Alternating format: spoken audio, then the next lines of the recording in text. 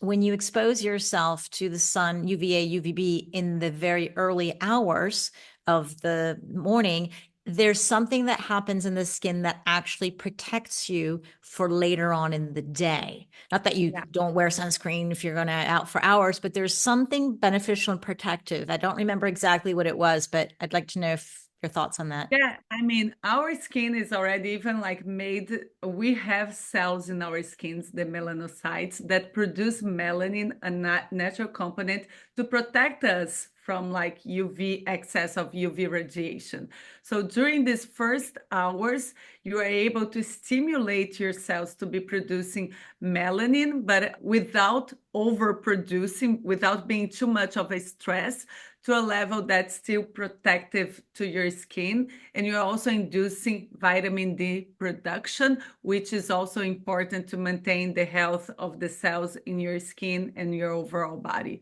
So there are a lot of benefits on exposing yourself on the early hours, 20 minutes when the sun is rising, benefits for your skin, but also to your overall health. So it's a real pleasure to have on the show today Alessandra Zonari. Welcome. Thank you, Zara. You pronounce my name so well that I'm Oh, yay. Well, it almost sounds like Zora. So, years in Brazil counted to your speaking. yes, thank you. Imagine if we were sisters, I'd be Zora Zonari, double Z.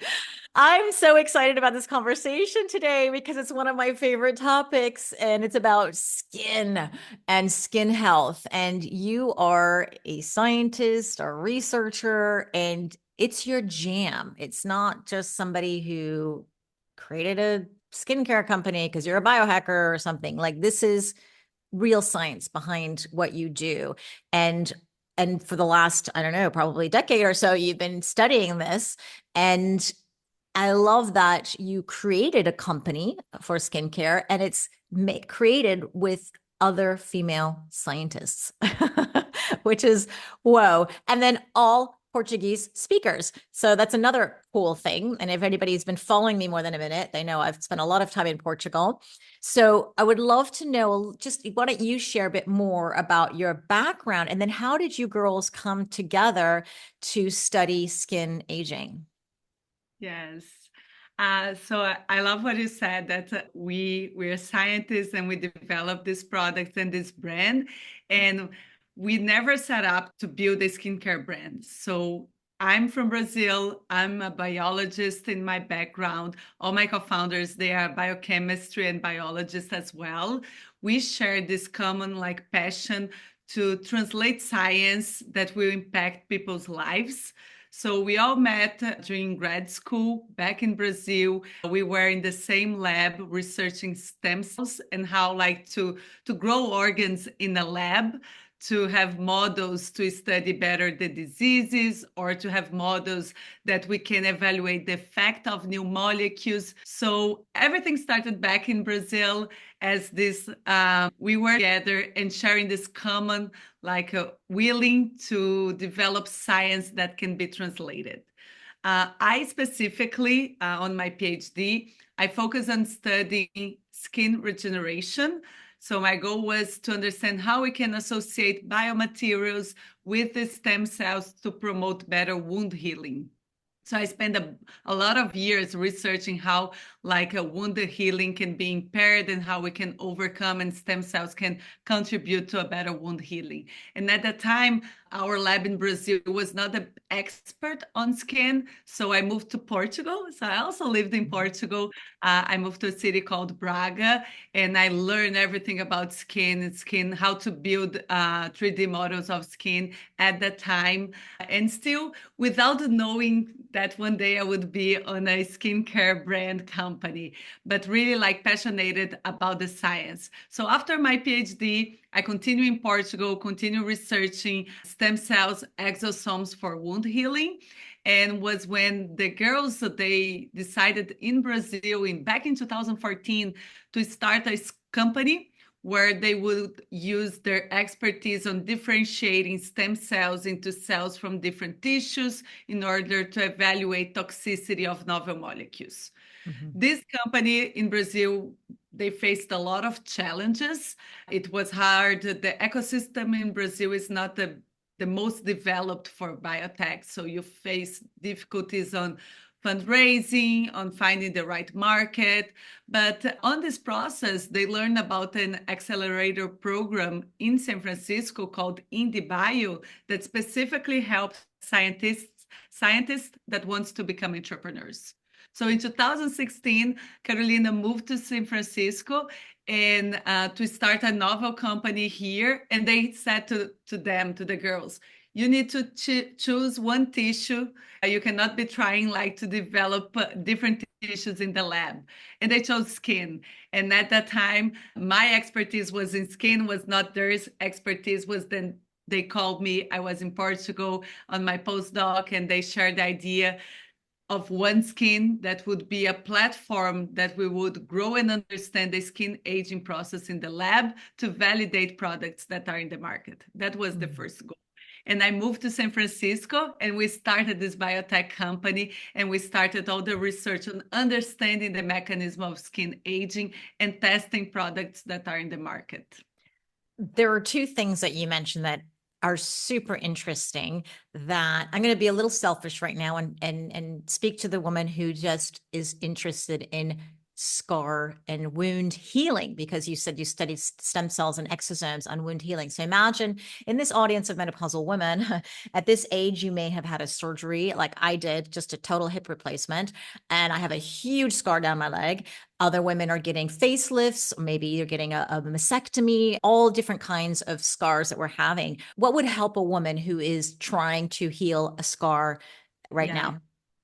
So scars, once they are formed, it's very hard like to reverse the scar.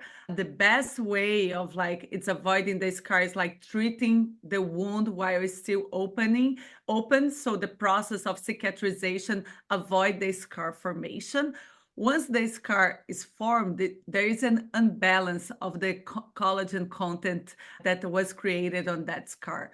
There is no, at least that I'm aware, like a technology that a product that will completely repair the scar.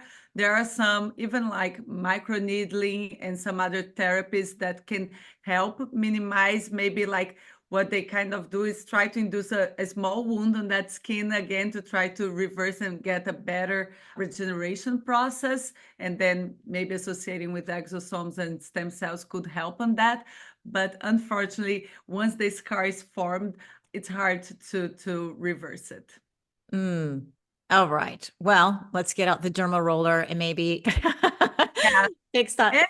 But one thing, I mean, on the process of the scar formation, and we will talk more later on, but there is also accumulation of the senescent cells. That's one of the targets that we have on skin aging. So we have seen that our products can help a little bit on scars. It's not intended for that, but we have had like customers showing before and afters of their scars after using our products.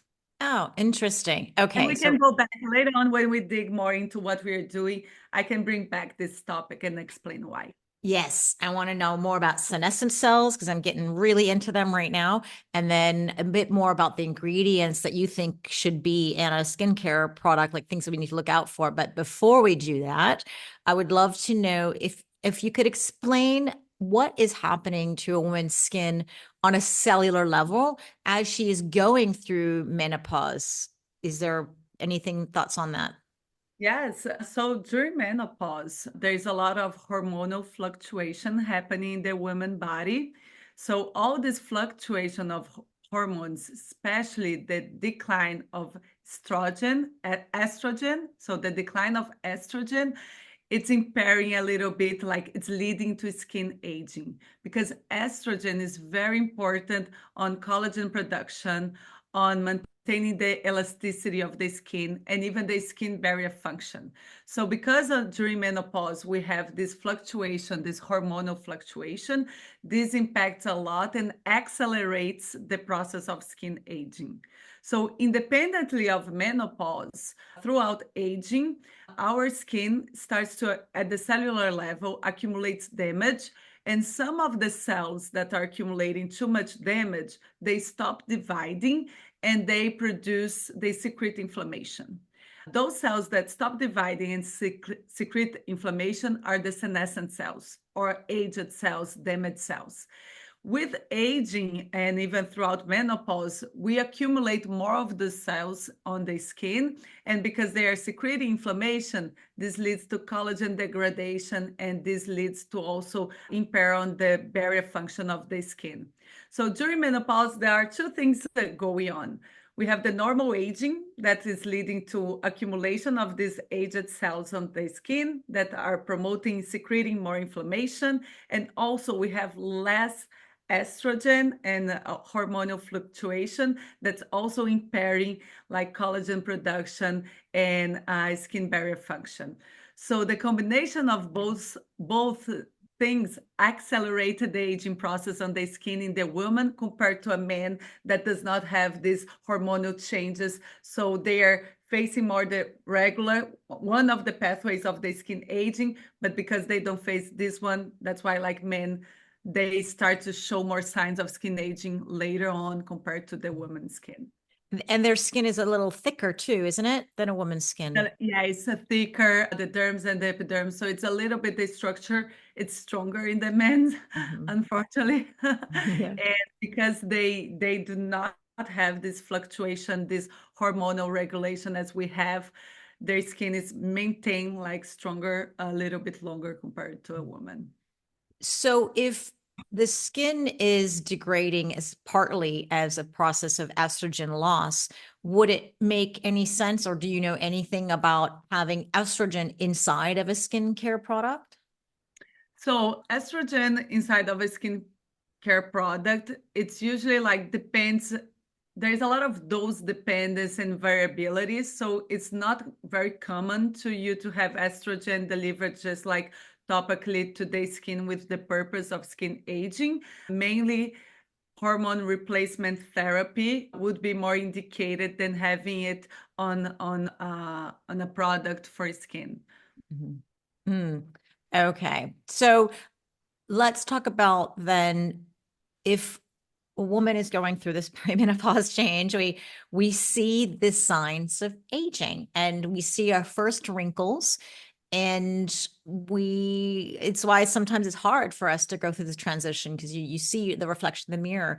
But what if you say, I don't care about the wrinkles. It is part of aging. Let's embrace it. And that's fine too. Is it still important to maintain skin health, or is it just kind of fixes itself on its own? Yeah, so we always associate the skin with the appearance. And yes, it's an important fact, like skin aging changes the appearance of the skin. And this, for a lot of people, it's something that they don't like. But regardless that, the skin is an organ. And as an organ, it has essential, a vital function for your body. So the skin is our protective layer that's protecting all our organs inside from the stressors, external stressors. So when the skin is healthy, your body is protected. When the skin is unhealthy and getting thinner and the skin barrier is more fragile, it's breaking, you are allowing more things to enter your skin, which drives inflammation in the skin. And because our skin is our largest organ, it's in contact with our whole body. We think about the face, but the skin is all over. This increase of damage coming from a weak or unhealthy skin contributes to an overall unbalance of inflammation in our inner body. So the more your skin deteriorates, the more the rest of your body is aging prematurely. It's inducing. So the skin doesn't just reflect signs of aging, but through this perspective, it's a contributing factor for aging. Because when the skin is unhealthy, we are unbalancing our internal body, we are increasing inflammation on our body, and this inflammation later on, especially with age, we know already that's one of the drivers of other chronic diseases.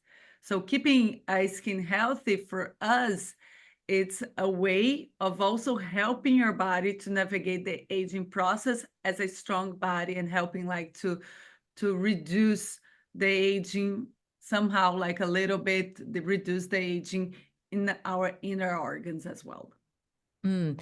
Yeah, I can see that. When you think about dry skin, for example, it's flaking, it's off, and then, yeah, maybe the barrier isn't as strong because it's flaking. Could you have wrinkly skin, total wrinkles, and that's still healthy at the same time?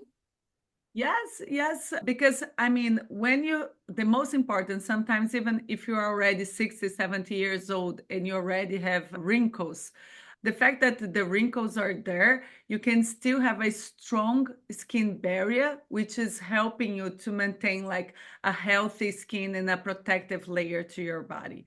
So, of course, the appearance of a skin more young seems to reflect a healthy skin, but it's not only about the appearance of the skin, is how the skin is functioning as a protective barrier. So what would be signs that it's not protective other than maybe dry and cracked? Usually those are like big signs when it's itching, redness, and start flaking, cracking. This means the skin barrier is not strong enough and means that your skin is losing water. So you are like unbalancing the water content of your skin, and you are allowing, because the skin barrier is not so protected, you are allowing other like external things to affect more your skin. Even your skin gets more sensitive to sunlight, and these are all signs of a more unhealthy, unbalanced skin. Okay, so let's prevent some of this stuff. We don't have to get there if you're not there yet. What is the single most important thing that we can do to protect our skin once we're already in our, say, 50s and 60s? I mean, there's not a single thing that we can do. Everything on our health, when we think about becoming healthier, our healthier version, it's not one thing that will change that. It's always a combination of a lot of things that you can do to improve your health. So even for your skin, what you're eating, like reducing processed food, reducing sugar, it will be important to have a healthier skin. Taking care of your sleep, making sure you're having enough time to rest your body, is also reflecting on your skin. Then also like choosing products that are protecting and nurturing your skin will be important, and protecting from sun damage, excess of sun damage, is also important to keep and maintain the balance of your skin. So I wouldn't say it's one thing, but a combination of things that you need to think what you're putting inside your body, but also topically on your skin. They are two important things. And if you are on this process of menopause, that you're having a lot of hormonal fluctuation, considering like hormonal therapy, talking to a doctor, that can also help on the signs of aging on the skin. There was an article I read years ago. I think it was in The Economist somewhere, and it was about a study, or maybe it was a meta-analysis that was done on people who were exposed to the sun with sunscreen and those without. And I don't know if you're aware of this study, but it showed that those people who were in the sun more had more sunspots, but those sunspots were not carcinogenic, let's say, or when they weren't malignant. Whereas somebody who stayed away from the sun had fewer spots, but they had a higher rate of skin cancer or other issues. I never followed up with this article. I don't know if you know anything about it, but I thought it was fascinating. Yeah, I'm not sure if I know exactly this article, but I read a lot about the sun exposure. And let's say sun is very good for your health in a lot of different ways. Like the sun helps your body to produce vitamin D. Also, like the sunlight can help like on the circadian rhythm of your own body, but it all depended on the amount of sun exposure and the time of the day that you're exposing yourself to sun. So on the first hours of the day, if you go outside, if you go for a run, if you're even like looking at the sun, it's very beneficial to your skin, it's beneficial to your overall health. The same way at the later hours of the day before the sunset, there's also a lot of benefits. But if you go on the peak hours, and depending also on where you are located, if summertime, where like geographically you are located, the UV index, when it's too high, you're not getting the benefits of sun, you're damaging your skin. And on those times when you are like exposing yourself, even if you are on a hike doing a sport, and it's on these peak hours of sunlight and UV index, you need to protect with the sunscreen. Otherwise, you're not having benefits of the skin on your skin. You are just like inducing more damage that later on with time accumulates. And even if you don't see like a skin cancer formed in the first year, this damage accumulates and later on can show up.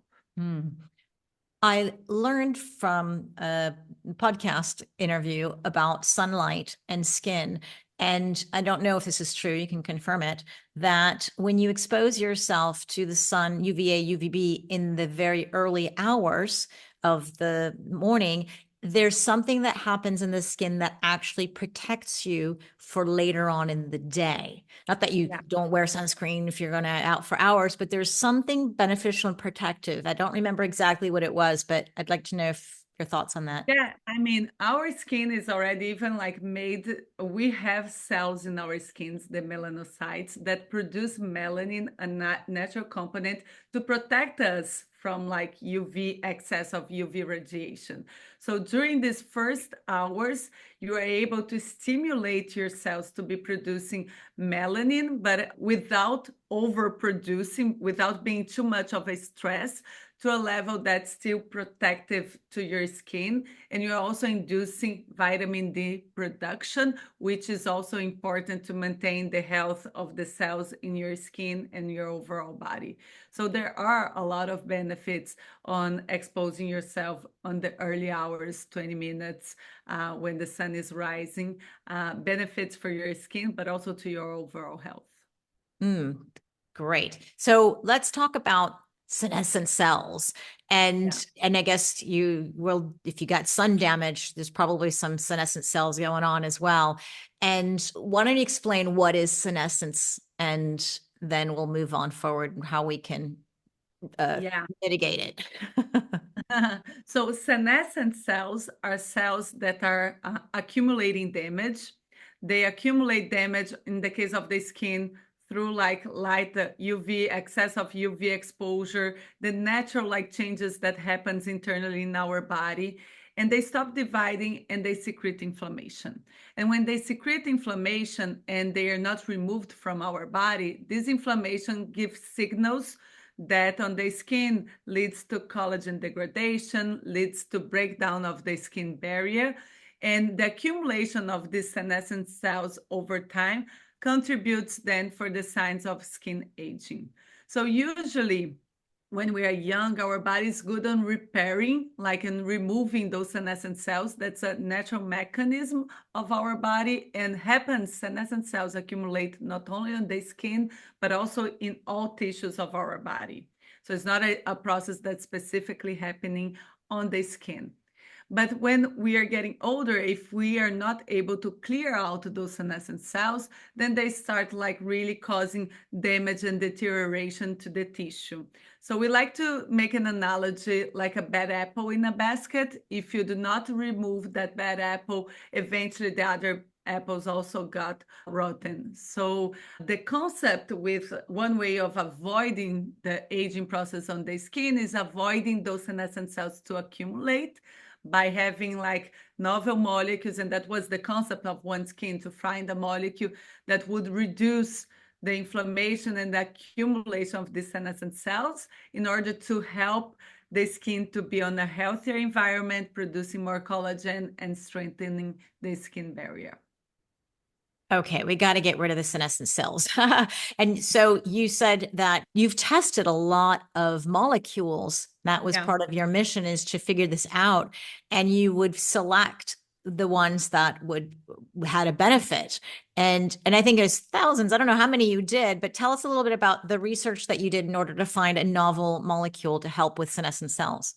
When we started OneSkin, this was completely 100% a biotech company, scientists in the lab, and we were reproducing the skin aging in the lab and understanding what are the changes happening to the skin. So we were able to see that the level of inflammation in the skin increases with aging. There is more accumulation of those senescent cells in the skin. And when we started to test like the products that were available, we were seeing that when we look specifically to the markers of skin aging, they're not affected by these products. The molecules out there, they were not specifically targeting the senescent cells on the skin. So at that moment, we decided then to search for novel molecules, and we looked to over 1,000, almost 1,000 peptides until we got to OS1. That's our proprietary peptide. That was a peptide that we saw in the lab that specifically was reducing the accumulation of the senescent cells. So if I have on the lab fibroblasts, that are the main cells in the skin dermis, and if I expose UV, I see an increase in accumulation of senescent cells. And when we treat with this peptide, we would see less accumulation, decrease on the senescent cells. So we were able to show, and we published this, it's a very scientific, but we show all the mechanism in how this peptide can be reducing the accumulation of senescent cells. And what we see in the lab is that when we have an aged skin, a skin that's more mature, and we treat with this peptide, we not only reduce the markers of senescent cells, but we increase collagen production, we improve the skin barrier. And if we look to the biological age of that skin, it's younger than before treatment. So we were able to identify this novel molecule that specifically, and so far the only molecule available, specifically targeting those senescent cells, also known as zombie cells. So they're cells that we wish they were not there, but they're still there. So avoiding the accumulation and helping our skin to be on a healthier environment where it can produce more collagen. So this is testing that you've done in a petri dish, right? Yes. With skin cells. Are you seeing the exact same results when you use it on human skin trials?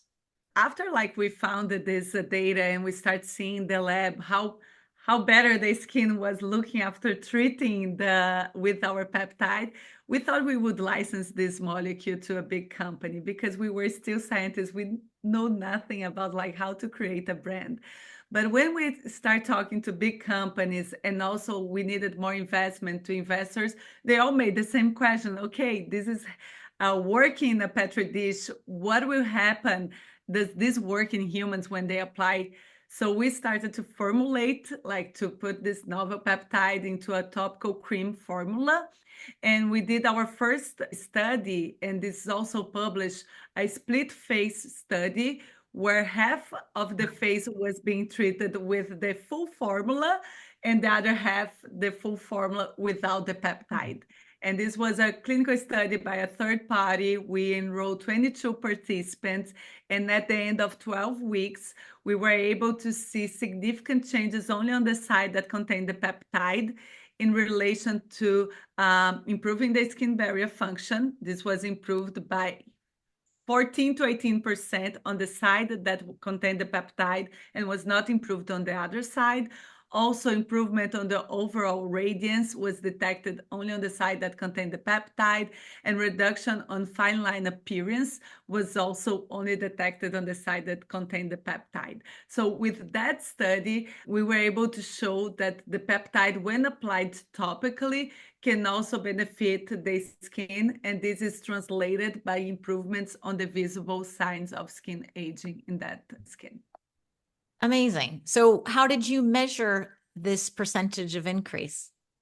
There are some instruments that we can use on a clinical setup that measure the water loss of the skin, and that reflects the skin barrier function. So we use specifically instruments to measure different things on the skin. So it's not that a self-perception or expert grading was actually measured by instruments for those specific parameters.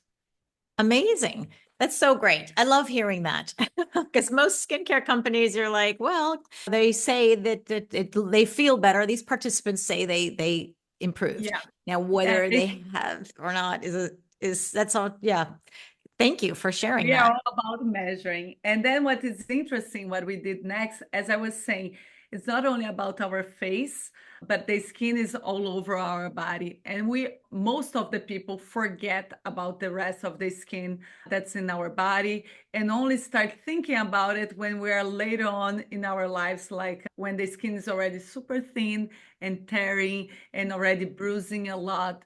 So we have developed also a lotion with our peptide for the body.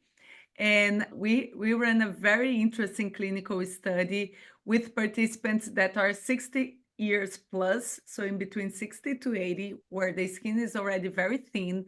And on that study, we divided 25 participants were treating their skin with our lotion and 25 with a moisturizer that's available commercially, that there is no active like targeting skin aging.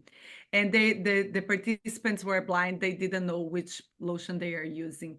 And what's very interesting to see, again, improvements on the skin barrier, more significant on the group that received our products. We could measure that. We could measure better hydration on those participants that received our product. The self-perception on the improvement, the appearance of the skin. In our cohort, 70% they said that they saw excellent improvements on the general appearance, while the other group, only 40% had seen such effect.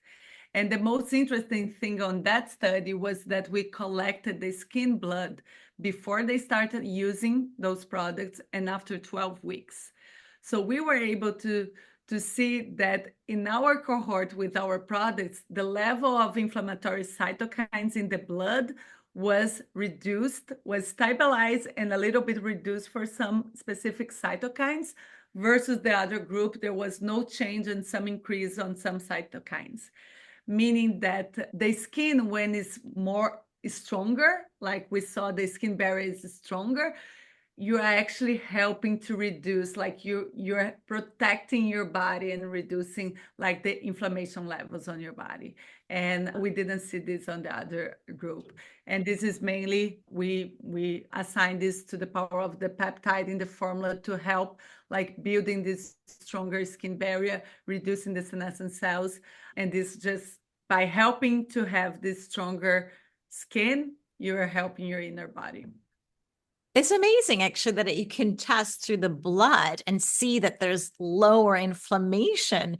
And Yeah. so it's not only helping, well, the skin be more hydrated, but you're actually getting deeper into the cellular level and as well as is into the blood to lower the inflammation. And maybe that's also when you can see somebody's skin is inflamed for one reason or another. So it's amazing that you can do that. And I love that. So I'm wondering, you said you tested almost 1,000 peptides or around that. The most famous peptides that I know of in terms of skin are GHKCU, there's Matrixyl 3000. I mean, those are just kind of the ones that I hear about a lot. Did you test any of those? Yeah, we test mainly the GHK copper peptide. We have tested already a lot in our lab. The mechanism of this peptide is very different from ours peptide.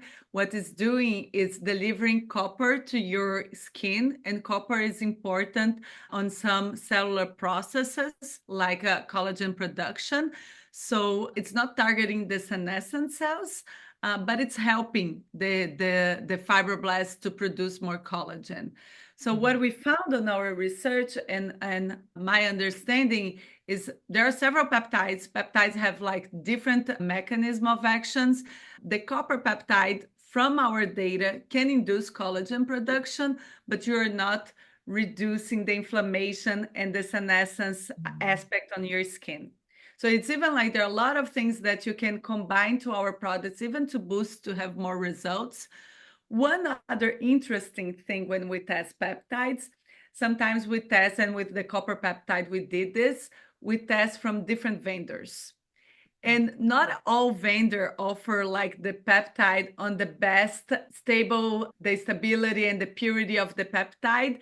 And sometimes there are peptides that they just do not work. And this with other ingredients as well, hyaluronic acid. We add hyaluronic acid on our formulas. And when we were like choosing the vendor, we tested several different vendors, and some of the hyaluronic acid was inducing inflammation because of like problems on the purity.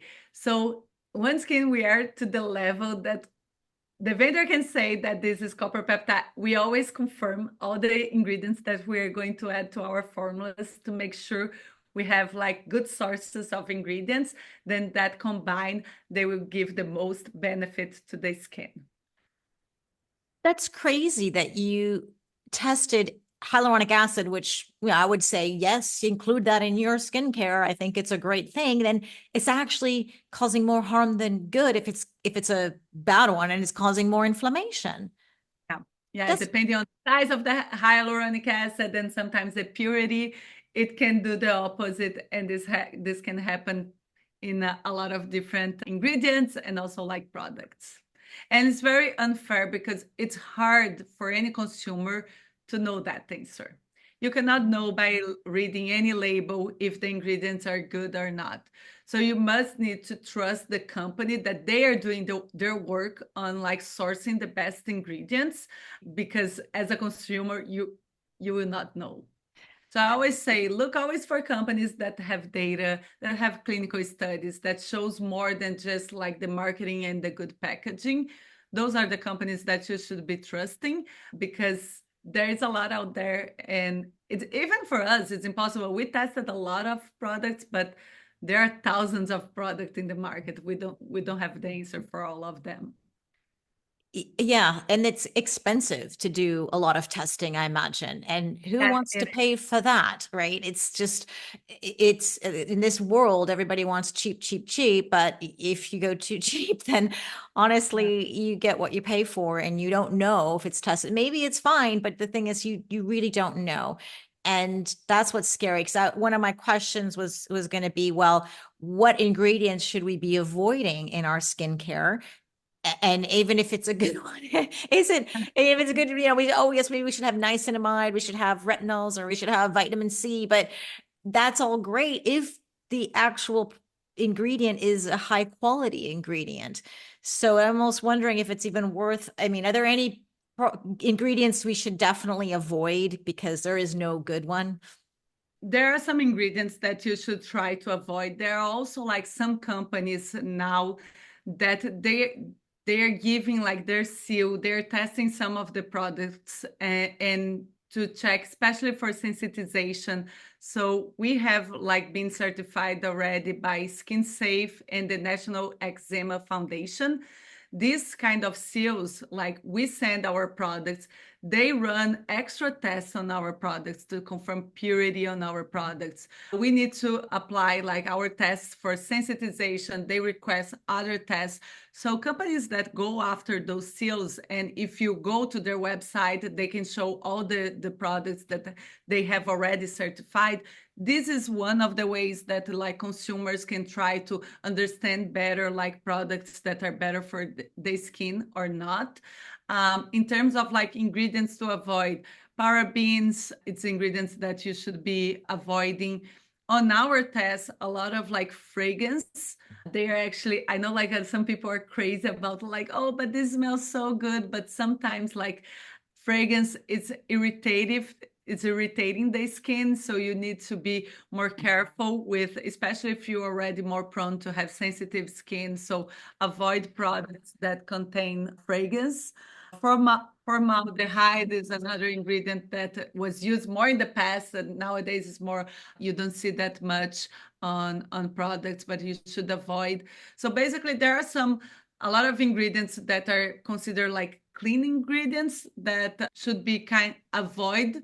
Sometimes it's not only about avoiding, but the concentration of those ingredients, like preservatives, a lot of times they are seen as bad ingredients, but depending on the concentration that they are used, they have a rule in the cream to maintain that product, that cream, without being contaminated by bacteria and without affecting your skin. So it's not just like thinking about clean, but at the end, I would look to not searching for ingredients, but searching for companies that are doing the research for you, that are being able, like, okay, putting the products to get certified seals, that have run clinical studies. That's the best way to kind of choose in this crowded market. Mm, great advice. One thing I heard about parabens, and you confirm this because you're the skincare expert too. It's evidently there was a study that was done on rats and they injected parabens in their eyeballs and crazy high dosages, and then it got a bad name, and then people said, Yeah. oh, we shouldn't be adding this. And in fact, I don't remember where I read this, but it was said, well, one, you'd never put that amount of parabens in your skin, and two, companies have to search for alternative synthetic other ingredients, and some of them are actually even more harmful than the actual parabens. Is that true?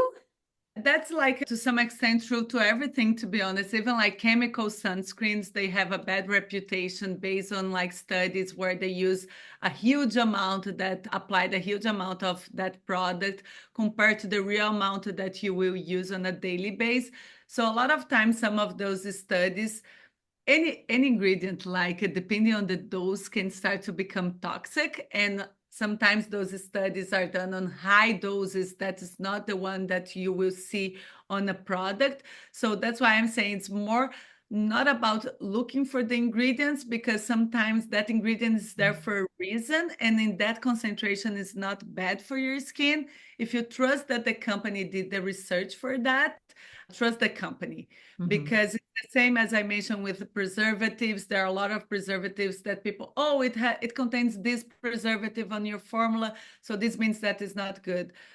But the preservative is there for a reason. And if the company, and we do that, we test all our formulations, all the ingredients in the skins that we grow in the lab to make sure it's not causing any side effect. And when the formula is ready, we run like a clinical study specifically where they apply the product multiple times to people. It's done in the back to see if it causes sensitization. So, and if you run those kind of studies and you run in 50, 100 participants, you're showing that your product is not causing allergies, sensitization, even though can have a little bit of some ingredient that for the majority of people is bad.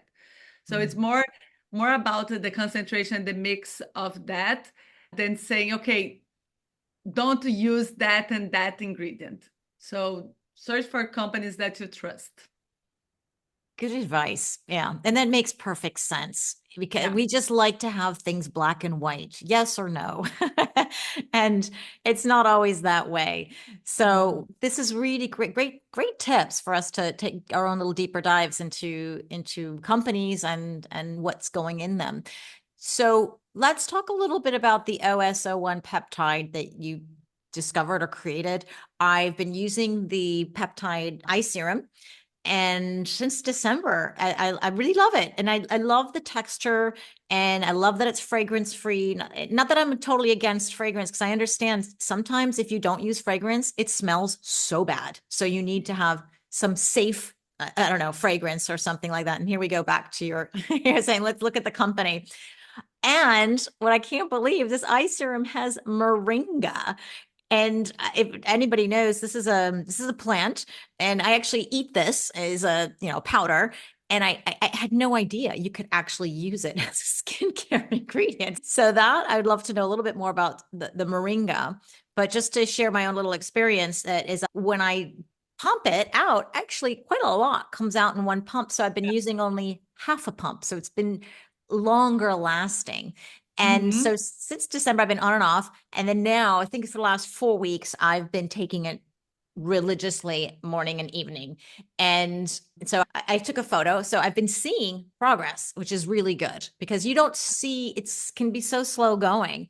So I'm really excited to take another photo and say another 4 or 6 weeks, and I'm going to keep going. And then I just got this lovely box of peptides, and I didn't have a chance to even use the rest of the line, but I'm going to be sharing a bit more about that as we go along, because I've been only experienced with the eye cream. But The OneSkin website, it says that it's the only peptide scientifically proven to reverse skin aging at the molecular level. So let's explain a little bit more about what is this molecule. Yeah. Where did it come? Is it synthetic? You came from a plant? Like, where did this come from? This peptide came from our research, so it's a proprietary molecule, and it's a synthetic peptide. It's a completely novel molecule. We use computation biology to design the molecules targeting specifically the accumulation of the senescent cells. So what we did, we call it's a screening of peptides. We started with 200, less than 300 peptides. From that screening, where we were looking to peptides that reduce senescence accumulation, we selected 4 hits. From these 4 hits, we used computational biology, meaning it's kind of an AI tool that looks to the conformation of this peptide and create novel combinations of amino acids that forms the peptides, and that delivered us more 700 peptides. And we went to the lab, we screened all of those peptides again, and that's how we identified the OS1. That was the peptide that more consistently was reducing up to 50% the accumulation of the senescent cells in the skin without causing side effects, without damaging the healthy cells around. So a very safe molecule. And when we say that scientifically proven to reduce the biological age, is that there are ways that our chronological age, we all know, it's the day you were born, how many times the earth go around the sun, you complete 1 year, 2 years, 3 years. But the fact that you are 37 years old doesn't mean that your body, if you have 2-person 37 years old, is exactly at the same biological age, meaning it's functioning the same way. A person could have been like smoking for 15 years and having a lot of bad habits, and that body, it's more aged compared to the other person. So biological age, we developed an algorithm to look to the DNA and determine what's the age of the skin. Wow. And using this tool, this quantitative tool, we were able to assess when we treat with our molecule, how is the age of the skin after the treatment. And what we saw is that by decreasing those senescent cells, at least in the lab, we saw a decrease of 2.5 years on the biological age of the skin. And we published this data. That's why we say scientifically proven, because it's published in a scientific journal that was reviewed by other peers, researchers that evaluate our data. So we were able to show for the first time that a molecule that's reducing the senescence in the skin can actually make the skin behave and function as a younger skin when you measure this biological age of the skin. Wow. Okay. You are so scientifically based. I don't think I've ever interviewed somebody on this podcast who has all of this science behind it. And so tell me then, the moringa, where did that come from? Besides, in our formula, besides our peptide, that's the hero ingredient, we look to ingredients that have already shown, that has a research showing that's benefiting the skin on collagen production or antioxidant properties. And the moringa is one of those ingredients. So you can extract some ingredients from the moringa, and they act as potent antioxidants and anti-inflammatory molecules in your skin. So it's a very interesting ingredient that can be used combined with other to complete the formula and to deliver best benefits to your skin. So it's being used already. Moringa is not something exclusive of OneSkin. It's being used in other products as well, because it has these antioxidant properties and anti-inflammatory properties. So great. That would convince me for sure. I want to talk just a little bit about the senescent cells, because I am just learning now that that exists this peptide that can actually kill senescent cells, and that's what we want to do. But I've only heard about this through supplements. And so I literally just started. I've done a round of others of senescence, Senolytics. I guess Senolytics are the supplements that actually kill these zombie cells. And so if I take Senolytics, will it show up on my skin in terms of better skin health?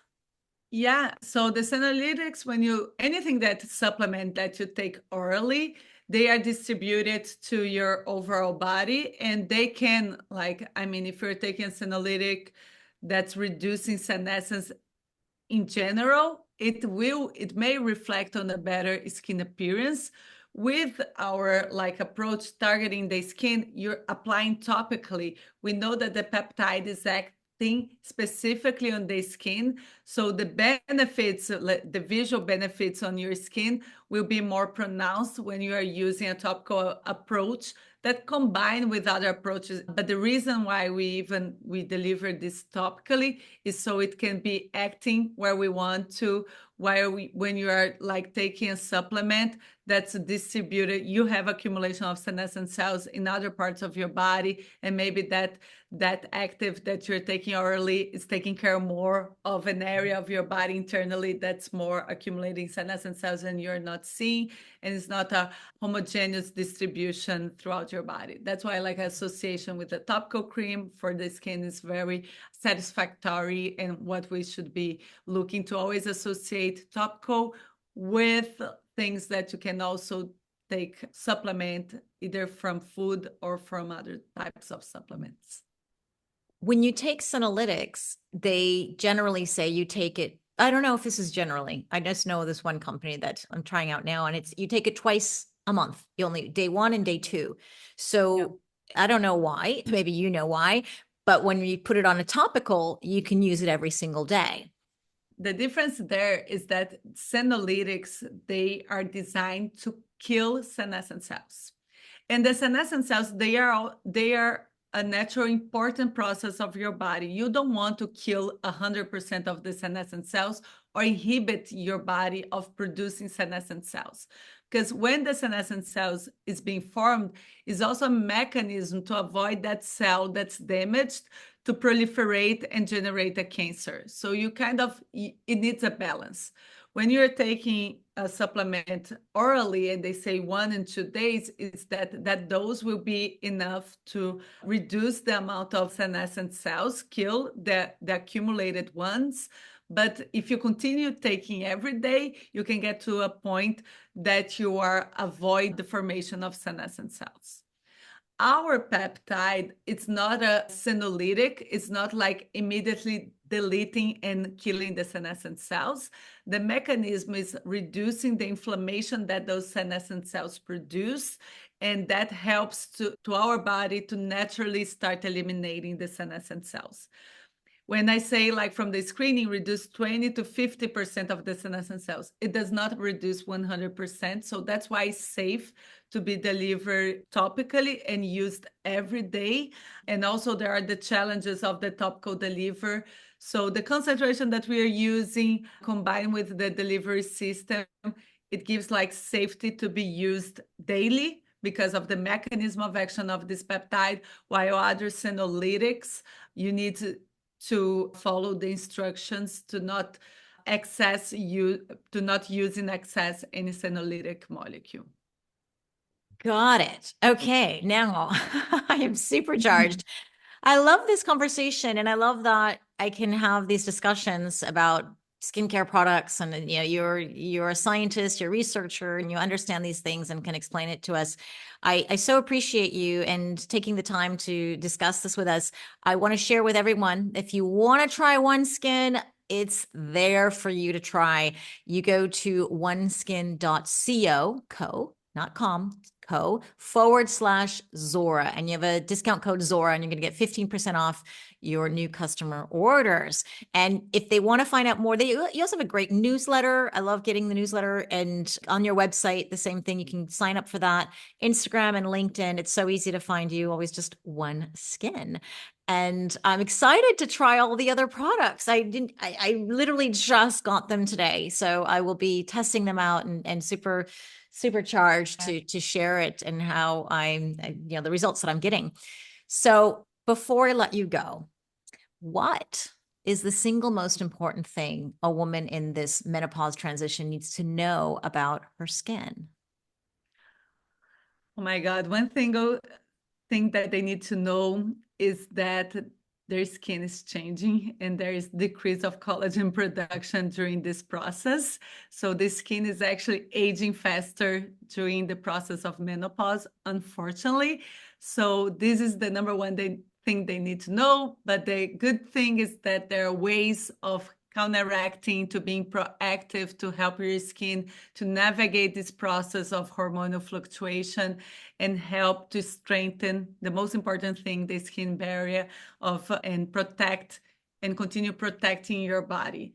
So unfortunately, yeah, menopause is like declining the skin quality, but there are ways that we can repair and be proactive to maintain the skin healthy. Wonderful. Thank you so much, Alessandra. I really enjoyed this conversation and excited to share with everyone else. OneSkin. Take care. Thank you so much, Zara. I also enjoyed a lot. Thank you.